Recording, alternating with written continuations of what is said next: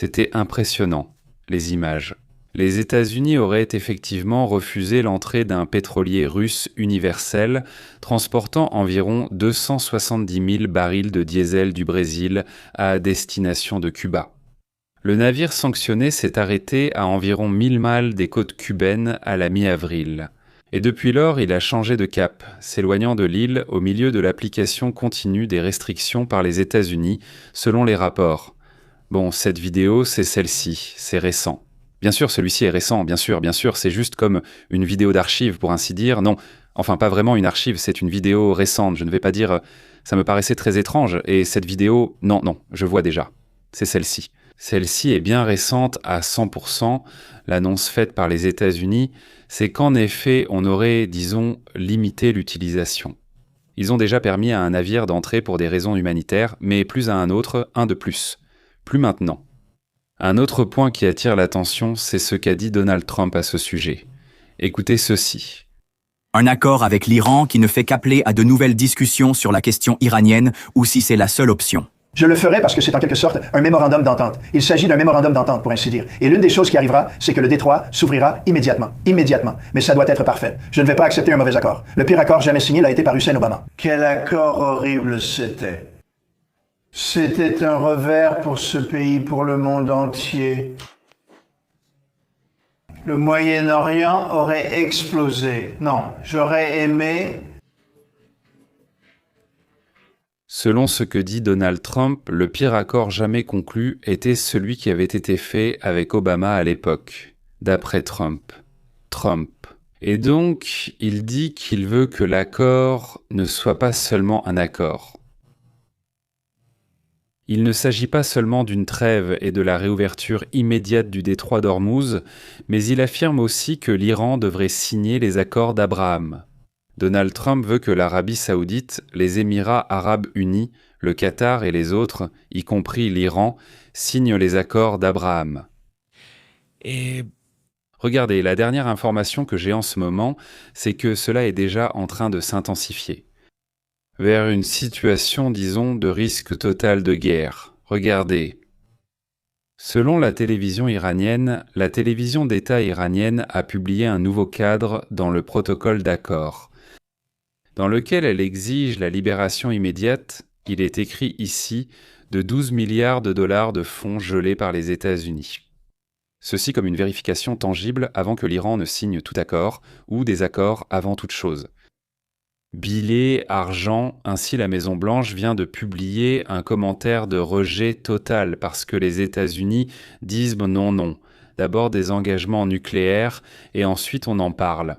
C'est-à-dire, d'abord tu t'engages à ne pas, à nous donner l'uranium et ensuite on discute, après on parle et voilà, n'est-ce pas? Tout le sujet est là. Bon, donc voilà, c'est comme ça, n'est-ce pas? Selon l'Iran, regardez bien ces points. L'Iran demande la restauration du transit commercial dans le détroit d'Ormuz. Il propose plutôt de revenir au niveau d'avant-guerre dans un délai de 30 jours. Ils ouvrent le détroit, mais ajoutent une condition sous l'autorité permanente de l'Iran. Et ensuite, il dit « Pour cette restauration, la gestion du trafic maritime à travers le détroit d'Ormuz sera gérée en coopération avec Oman via des péages appelés taxes de protection de l'environnement, en excluant les navires militaires des États-Unis. » Ça aussi, évidemment, ça fait partie de... je ne sais même plus si je vais appeler ça une négociation, mais plutôt c'est la tentative de l'Iran de se déclarer vainqueur, n'est-ce pas? C'est-à-dire, ils veulent se déclarer vainqueurs et face à cela, ils font des mouvements comme ça. Aussi extrêmes, n'est-ce pas? Le point suivant, les forces militaires des États-Unis doivent se retirer des environs de l'Iran. Fait curieux, aujourd'hui, Trump ou les États-Unis ont envoyé un message à Israël en disant qu'il est assez probable que si l'accord est conclu, les États-Unis devraient peut-être se retirer, disons. Ils devraient retirer leurs avions d'Israël, un sujet qui, évidemment, doit inquiéter les Israéliens, n'est-ce pas? C'est-à-dire qu'au final, non, cela laisserait, disons, les Israéliens avec moins de défense, n'est-ce pas? Israël et la région elle-même seraient, disons encore plus vulnérable, pour ainsi dire. Et dans ce cas, l'Iran ne voudrait pas agir, cela ne pourrait pas se faire de manière beaucoup plus rapide, n'est-ce pas? Qui sait, mais l'accord a aussi un autre aspect. Il y a un délai de 60 jours, et ce délai serait approuvé comme une résolution qui serait contraignante au Conseil de sécurité de l'ONU, c'est-à-dire que...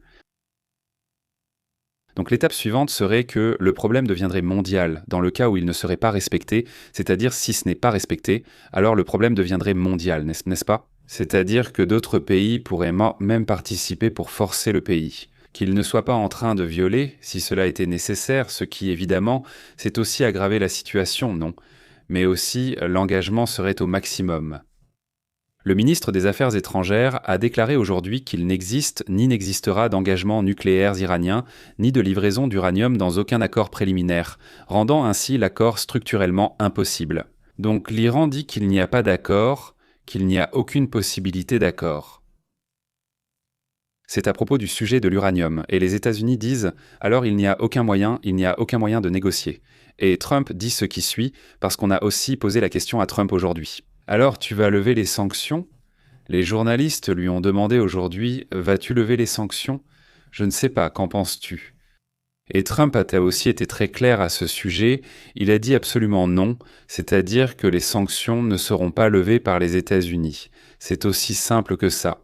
C'est pour ça qu'ils disent ce que nous voyons en ce moment.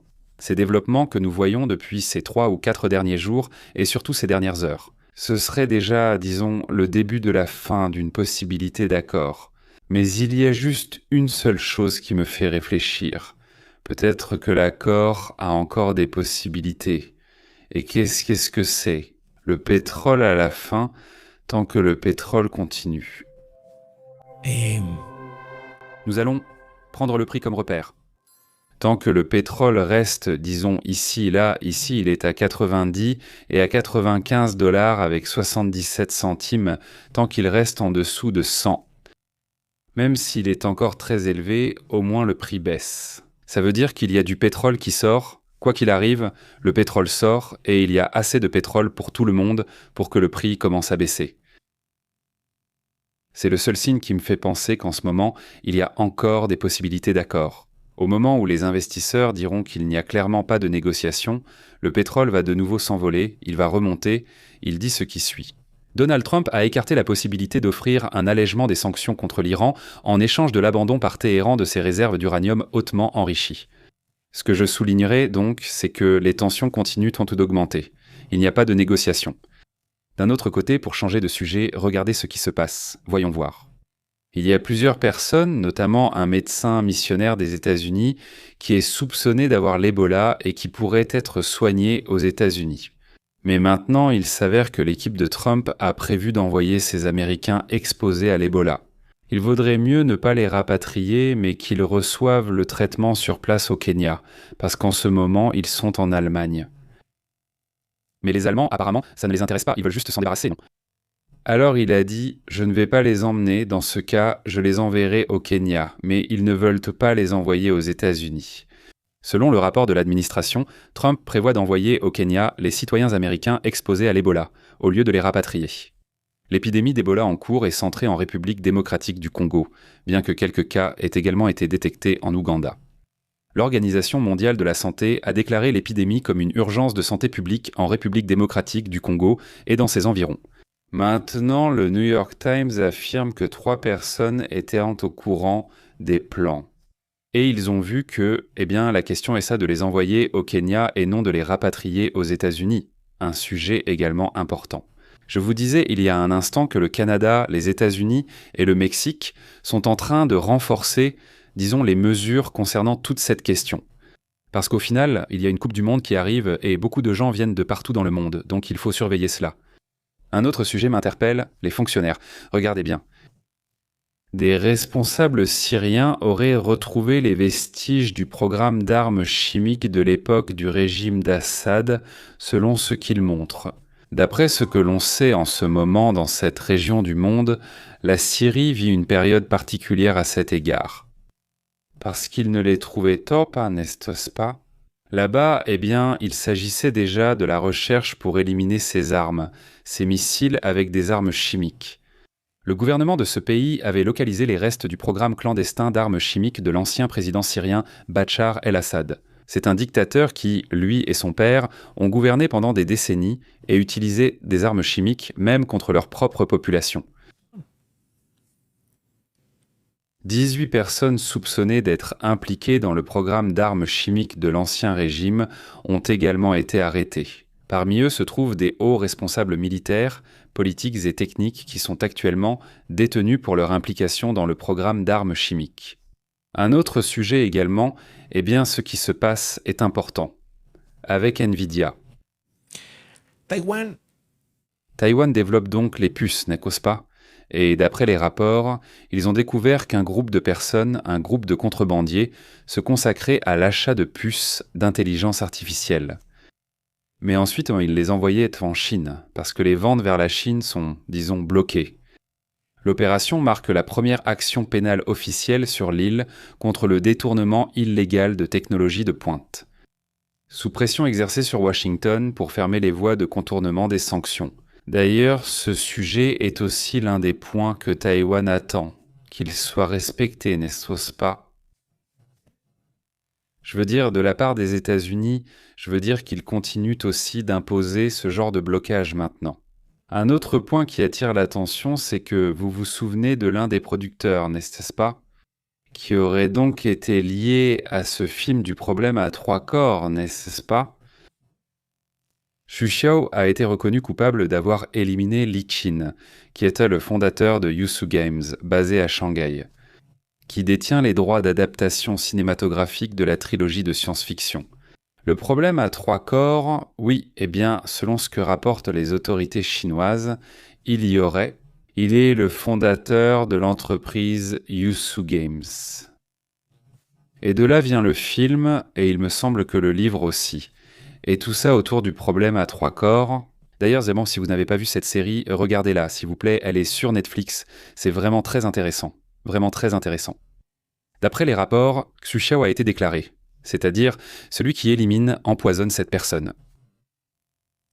Il a été déclaré coupable d'avoir éliminé Li Qin, le fondateur de Yousu Games, entreprise basée à Shanghai et propriétaire de la trilogie, celle du problème à 3 corps.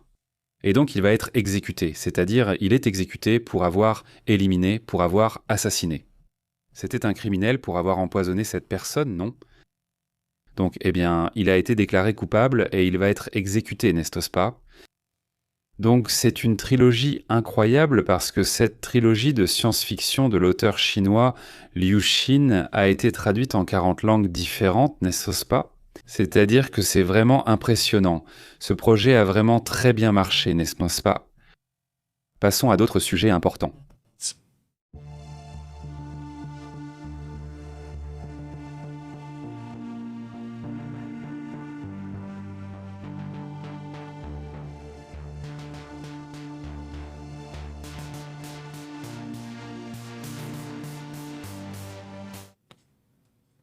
Andriy Ignatov a approuvé nos nouvelles opérations à longue portée.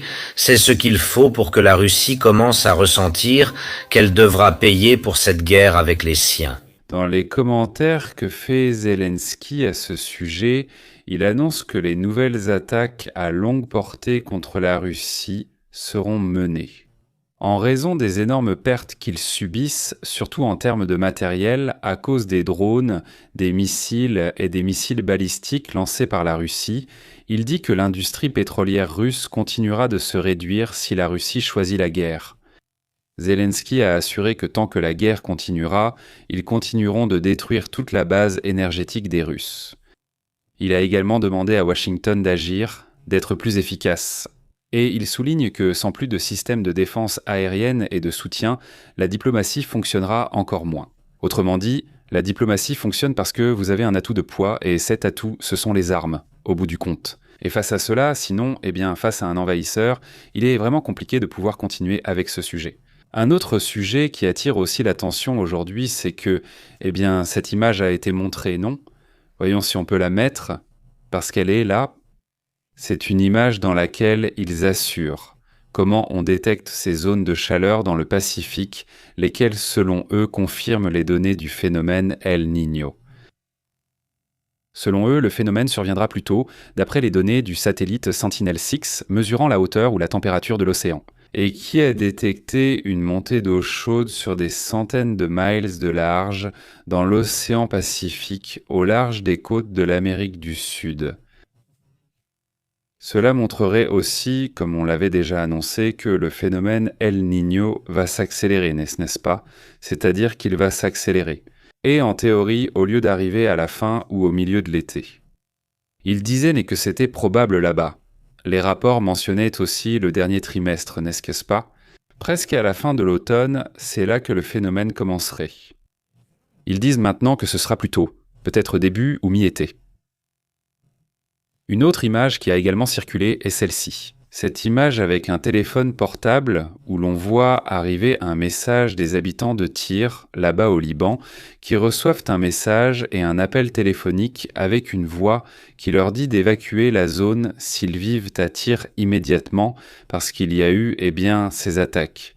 N'est-ce pas? Nous avons vu il y a un instant ces images d'attaques et de bombardements à l'intérieur de Tyr où l'armée israélienne affirme là-bas en Israël. L'armée israélienne a annoncé qu'elle attaquait différentes zones où se trouveraient, selon eux, les quartiers généraux du Hezbollah. Mais aussi, dans ce message que nous voyons sur le téléphone portable, il est frappant de constater que pratiquement toute la partie sud va être attaquée. C'est-à-dire, en gros, il y a des possibilités d'être attaqué. Ils ont même mis sur la carte le porte-parole israélien en langue arabe, où il mentionnait aussi les points exacts qui allaient être attaqués pour que les gens quittent la zone à risque. Un sujet évidemment très difficile pour les gens qui vivent au Liban. On montre aussi cette image. Ceci est un avion qui a eu ou qui acquiert ceci. Israël reçoit des États-Unis le premier de 6 KC-46 Pegasus. Ce sont des avions de ravitaillement en vol qu'Israël a commandés et ils vont les appeler Gideon ou Gideon. Pour pouvoir retirer leur flotte de Boeing 707, la flotte 707 ne sera plus en service. Ils vont avoir une flotte de nouveaux avions. Il y a 6 avions comme celui que je viens de présenter, celui que nous venons de voir à l'instant. 6 avions de ce type. Non, voilà. 6 avions de ce type entrent en service dès maintenant. Pourquoi faire? Pour ravitailler en carburant les avions. Oui, c'est pour le combat et c'est un avion de combat. Tout cela est en charge, il transporte de l'essence, il transporte du kérosène ou peu importe comment ça s'appelle. Et donc avec ça, ils envoient le carburant, disons, à ces avions. Cela fait aussi partie des images d'aujourd'hui. Aussi. Dans les images. Des images curieuses que nous avons partagées il y a un instant. Cela s'est passé en République dominicaine, où une personne avec un bâton très long prend un téléphone portable. Regardez. Apparemment, il a mis un de ces pièges collants pour souris, et avec ça il prend le téléphone, même le téléphone qui est branché. Ne nous précipitons pas, d'accord? Voilà le téléphone et il l'emporte sans même entrer dans la maison. Il prend donc le téléphone. Franchement, cette technique est hallucinante, non? Là, j'imagine qu'il était en train de guetter, il a regardé par la fenêtre pour voir où était le téléphone et il a vu où ils l'ont mis. Immédiatement, il est allé le prendre avec cette perche. La vidéo dure 1 minute et 5 secondes depuis le moment où il commence à entrer jusqu'à ce qu'il sorte déjà avec le téléphone. Il lui faut 1 minute et 5 secondes pour emporter ce téléphone. Franchement, ce moment est aussi hallucinant. Il y en a un autre aussi. Un sujet qui attire l'attention, ce sont ces images diffusées aujourd'hui par l'Ukraine, montrant comment les drones ont attaqué la flotte navale de la mer Caspienne. Oui, là on voit comment ces navires opèrent en mer. Ces navires, voyons, ils sont chargés d'attaquer l'Ukraine, mais depuis une zone éloignée pour éviter d'être attaqués, n'est-ce pas? Alors regardez, si on l'observe ici sur la carte, on voit comment depuis la mer Caspienne, depuis ici. Ils lancent des attaques contre l'Ukraine, c'est-à-dire la flotte qui se trouve ici. Au début, l'Ukraine ne pouvait presque jamais les attaquer, car c'était trop loin. Mais avec les drones et les techniques qu'ils ont maintenant, ils ont aussi mis en échec la flotte navale de ce grand lac qu'on appelle la mer Caspienne. Avant, la flotte navale était ici, regardez, en Crimée, mais cette flotte a dû fuir vers des zones russes, vers cette zone de port russe, d'accord ? Mais maintenant, même cela n'a pas suffi. Ils ont dû attaquer les navires qui se trouvent de ce côté, vers l'Ukraine. D'ici, les missiles visent les Ukrainiens en survolant la Russie. Mais cette fois-ci, ces navires sont également attaqués par l'Ukraine. Donc, cela fait aussi partie de ce que l'on vit en ce moment. Au fait, passons à d'autres sujets importants. Il y a également eu aujourd'hui une série de séismes du côté de Tonga. Voyons si on peut aborder ce sujet ici. Cette zone a connu plusieurs répliques, un séisme de magnitude 5,4 ainsi que d'autres répliques dans la région, dans ces îles proches de Fidji, toute cette zone, n'est-ce pas ? C'est-à-dire vraiment très proche de cette région. En dehors de ce sujet, un autre séisme qui attire l'attention est un séisme qui s'est produit dans l'Atlantique, qui a également retenu l'attention aujourd'hui. C'est un séisme fort. Nous allons afficher l'image ici. Voici ce séisme. C'est un séisme fort d'une magnitude de 6, n'est-ce pas ?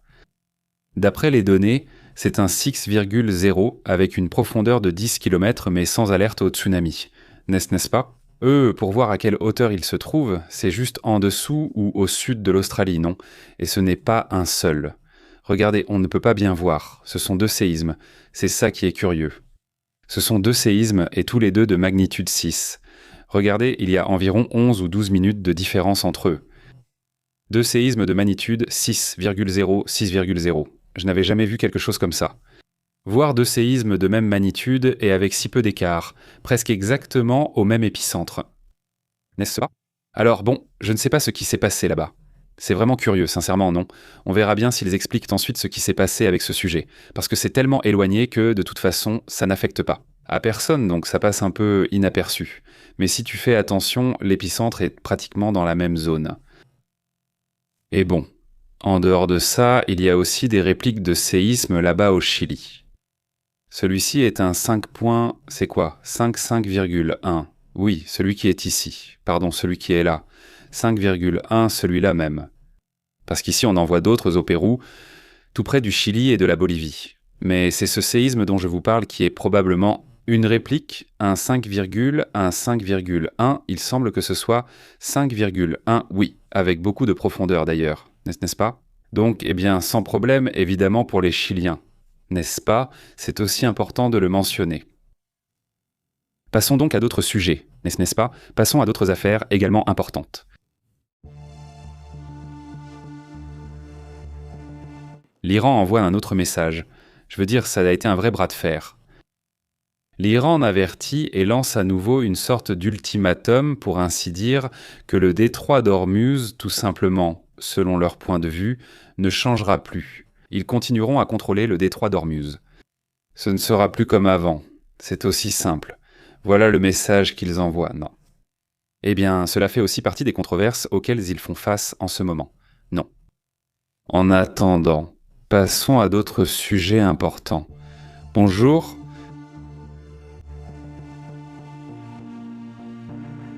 Merci de nous accompagner et d'être ici. Ils ont réussi comme un État. Il y a plusieurs sujets en suspens, n'est-ce pas, que nous allons aborder pendant le direct, mais je voulais envoyer un énorme salut à toute la communauté, à ceux qui nous regardent en direct, en différé. Merci beaucoup d'être ici. Regardez, voici cette image.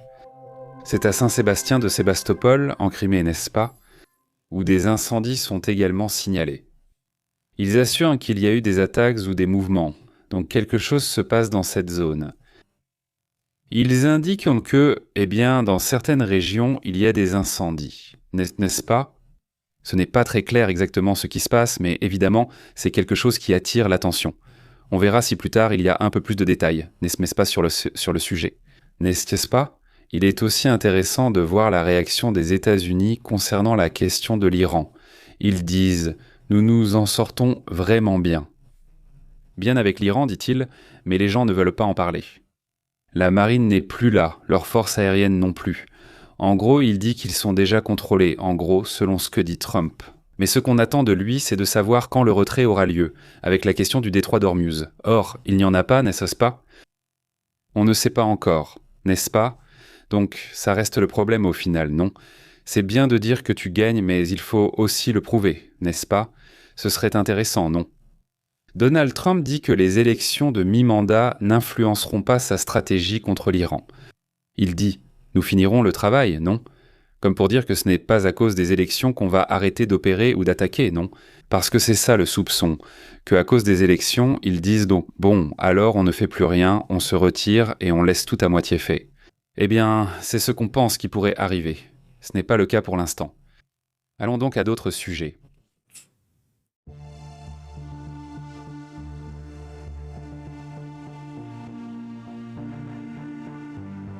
Comment ça s'est passé? Comment allez-vous? Merci beaucoup de nous accompagner.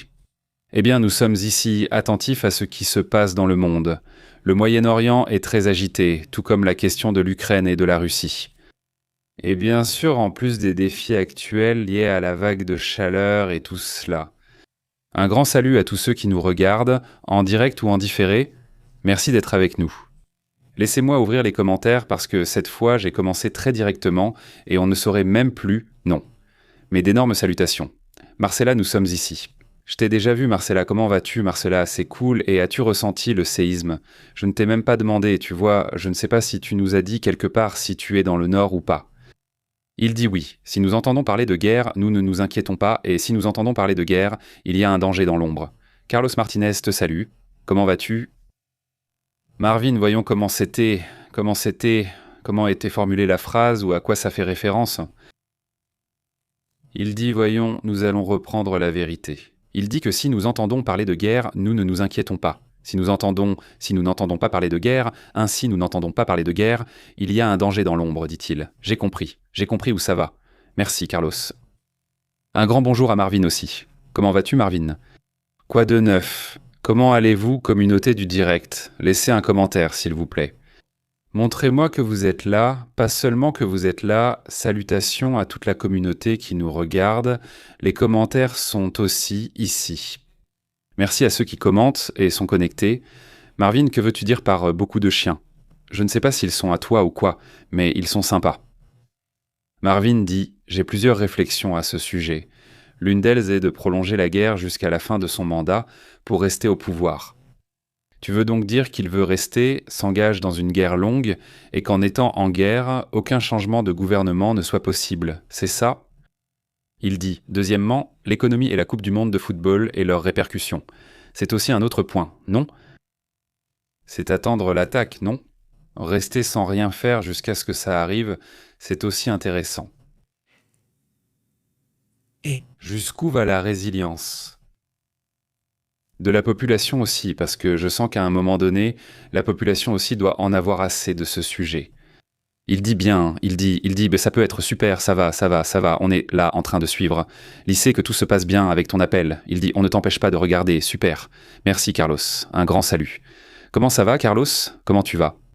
Il dit, je suis au centre du Chili, à Santiago, la capitale, et ici on n'a rien ressenti, mais il n'y a pas eu de catastrophe à Antofagasta. Jusqu'à présent, il ne dit pas salut Marcella. Donc on peut dire que tout s'est bien passé malgré la frayeur, non? C'est ça le sujet, par là. Salutations Maria Bermudez, comment vas-tu? Un grand salut jusqu'à New York. Wendy, salut aussi. Comment vas-tu? Comment ça se passe avec la chaleur? Ça va mieux, j'imagine.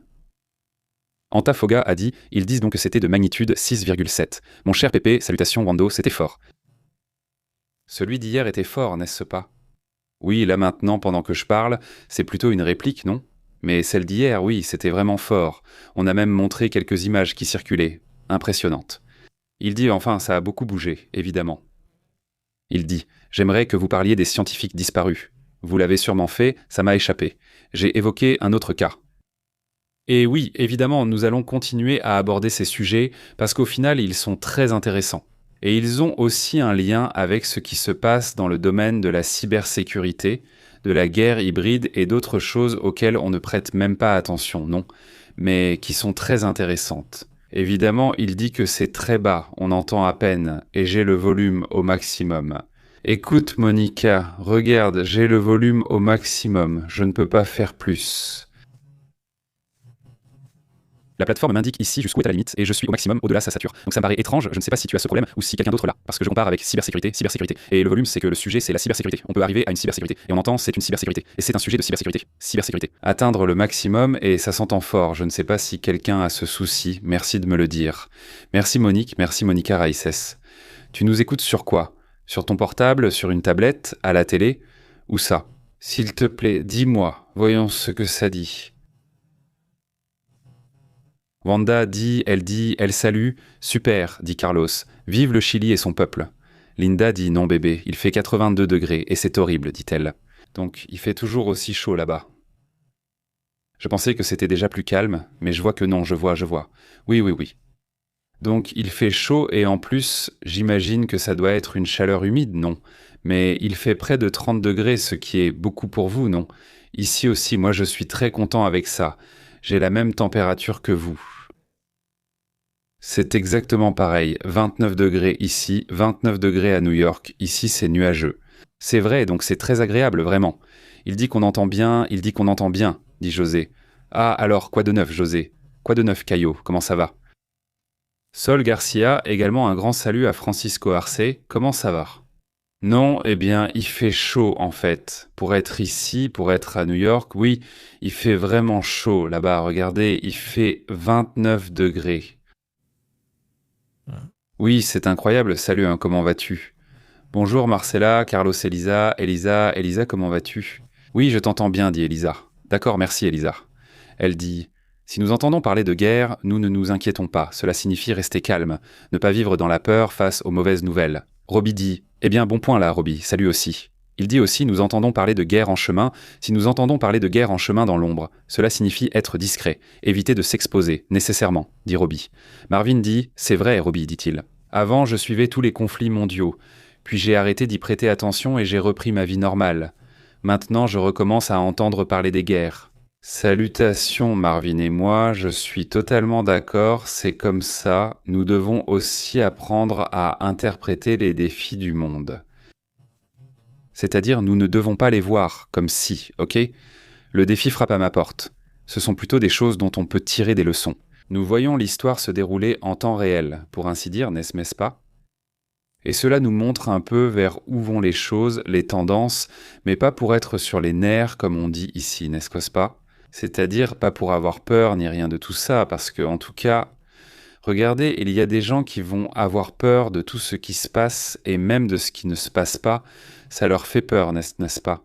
Je pense que si quelqu'un est très peureux, je ne crois pas que ce soit bon qu'il écoute autant de nouvelles. Je pense qu'au contraire, pour sa santé mentale, il vaut mieux ne pas le faire, n'est-ce pas? Les informations servent à ça, à analyser, à comprendre un peu la réalité des choses, n'est-ce pas? Et surtout les défis, n'est-ce pas? Parce que le positif, c'est ce qui abonde, c'est ce qu'il y a le plus, n'est-ce pas? Mais de ça, on ne parle pas, n'est-ce pas? Normalement, on parle de ce qui ne va pas, de ce qui manque, n'est-ce pas? De ce qu'on veut améliorer, etc., n'est-ce pas? Mais oui, il y a toujours des choses positives, n'est-ce pas? Définitivement, et on essaye aussi d'en parler, évidemment, mais ce n'est pas le principal, n'est-ce pas? Il dit « Nous n'éviterons pas les guerres », dit Carlos. Barbie. Parfait, Pépé. Elle dit qu'il faut s'informer. Salutations Marvin, Robbie et toute la communauté. Tu sais, Vanda, je suis chilienne, mexicaine. Mon père est chilien, ma mère est du Mexique. Je suis née là-bas. Mais on m'a amené ici quand j'étais enfant. C'est-à-dire, ça montre que ta vie est vraiment à cheval entre ces deux pays. C'est fou, Vanda, c'est intéressant. Donc, et j'imagine que toi... Eh bien, tu dis qu'on t'a amené ici quand tu étais enfant, donc tu vis au Chili. J'imagine que maintenant tu es plus intégré à la culture chilienne, j'imagine, puisque tu es là-bas, non? Mais tu connais bien le Mexique aussi, j'imagine, non? Enfin, grâce à ta mère, non? Comment sera ton accent? Ça va m'intéresser, donc comment sera ton accent? J'imagine qu'il sera plus chilien, évidemment, puisque tu es de ce côté-là, non? Oui, bon, c'est intéressant.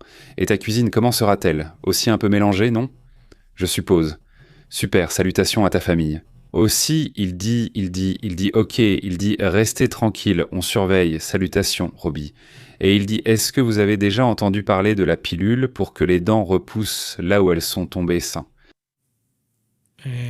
Eh bien, ce qu'ils enfin, ce qui est en cours de développement, c'est que ça te régénère l'os. Un truc comme ça, je ne sais pas lequel c'est.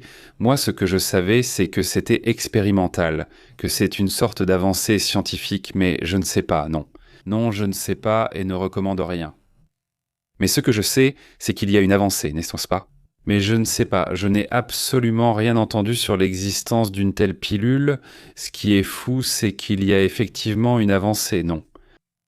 C'est-à-dire, et la capacité de générer de l'os, là, tout ça, non? Oui, c'est fou, je ne sais pas si ce sera viable à grande échelle. Regarde, on te met ça et ta dent pousse, je ne sais pas, c'est super intéressant, non?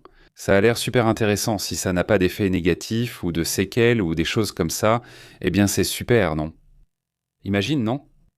Eh bien pour ceux à qui on a enlevé une dent ou quelque chose comme ça, je ne sais pas, enfin, c'est très bien, non?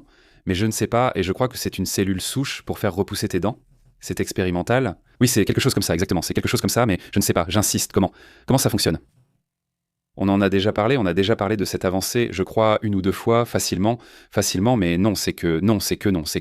Nous parlons déjà de science, oui, nous le faisons, non, c'est juste que dernièrement, il n'y a pas eu assez de place pour aborder des sujets scientifiques. Mais oui, nous allons continuer à le faire, Et aussi les infos insolites le soir, non? Et moi, je vais le faire, Roby. Moi aussi, je veux aller faire un peu de reportage là-bas sur la Coupe du Monde. Ça va être bien. Je veux dire, au moins, ce sera quelque chose de différent ces jours-là. Nous le ferons. C'est que je l'ai déjà trop devant moi pour ne pas y aller, n'est-ce pas? Il faut le faire maintenant. Dommage qu'il ne nous laisse pas entrer, n'est-ce pas? Peut-être qu'avec une chaîne dédiée au reportage extérieur, j'aurai une autorisation. Mais ils diront que c'est un podcast, donc non. Il veut juste entrer pour voir la Coupe du Monde, donc je ne pense pas qu'ils nous laisseront, mais bon, on va voir ce qu'il en est, dit Beto, il dit. On me dit non. Regarder les infos évite le stress, mais ne pas être informé me rend nerveux. Ça m'arrive aussi, c'est-à-dire, je trouve ça bizarre, je me sens même étrange si je ne suis pas au courant, tu vois? C'est-à-dire, j'ai l'habitude, depuis tout petit, je voyais mes parents et mes grands-parents regarder les infos tout le temps. En plus, ils ne les partageaient pas pendant tout le pas. Non, ce n'était pas qu'il ne fallait pas en parler aux enfants, ils parlaient injuste des infos. Normalement, évidemment, ils nous donnaient une version, je suppose, plus adaptée aux enfants, non? Mais c'était toujours intéressant et je posais beaucoup de questions. Donc, eh bien, c'était l'habitude, non? Regardez ça, non? Regardez les informations et ils regardèrent d'autres choses, je voyais aussi ma grand-mère. Que ce soit le feuilleton, ici, là, un peu partout. Mais les informations, c'était toujours comme ça, et le journal aussi, il y avait toujours le journal, donc, eh bien, cette partie-là aussi, ça marque, comme on dit. Les dentistes ici sont vraiment chers. Oui, Sol Garcia, c'est très cher. Eh bien, beaucoup de gens viennent au Mexique pour se faire soigner depuis les États-Unis. Certains quartiers là-bas sont remplis de dentistes. Je crois que Monterrey doit être l'une des villes avec le plus de dentistes par habitant au monde, vraiment. Il y a énormément de dentistes, et il y en a de plus en plus, non? Donc à qui s'adresse-t-il? Eh bien, à qui? Eh bien, à beaucoup de compatriotes aussi, n'est-ce pas? Qui viennent ici au Mexique juste pour se faire soigner les dents, n'est-ce pas? Leurs enfants, eux-mêmes et tout, parce que là-bas, ça coûte une fortune, non? Tu sais, ça fait 54 ans que j'écoute et que je regarde les infos. Imagine-toi, Carlos, 54 ans à écouter et à regarder les infos. C'est fou, Carlos, c'est génial. Il dit « Cherche, compare et garde ce qu'il y a de plus vrai », dit Éliseo. Il dit « Surtout, là où tu dis, ici, supermarché, c'est super cher. Moi, je veux que ce soit bien, allons-y. On revient tout à l'heure avec d'autres sujets importants. » Eh bien, merci beaucoup de partager, d'être ici un moment avec nous et de me permettre, de vous tenir compagnie où que vous soyez, n'est-ce pas? Si vous conduisez, juste, gardez toujours les yeux devant vous, s'il vous plaît. José Zarate, énorme salutations. Mon homonyme dit « Roby, nous vous invitons ce week-end au laboratoire Luis Elizondo. Il y aura une pièce qui s'appelle Frankie's Team. Ce sera vraiment bien. Quelle bonne ambiance, Luis. » La vérité, c'est que oui, nous aimerions y aller, Roby. Roby, pardon, au Luis Elizondo, ça fait longtemps que je n'y suis pas allé. La dernière comédie musicale à laquelle je suis allé, c'était Jekyll Langate, du Tech, n'est-ce pas? Très bon d'ailleurs, c'était super bien fait, vous avez vraiment bien réussi là-bas. J'ignore qui est responsable de la production dont tu parles, mais c'est super. Je ne sais pas si tu fais partie du projet, mais bonne chance. Et non, vraiment, ça nous plairait d'y aller, je vais regarder les prix et tout ça, et on verra si on se motive à y aller, non? Ce serait génial d'y faire un tour. Un grand salut Marvin, un grand salut à Marcella, Carlos, Roby et à toute la communauté, merci beaucoup de nous accompagner.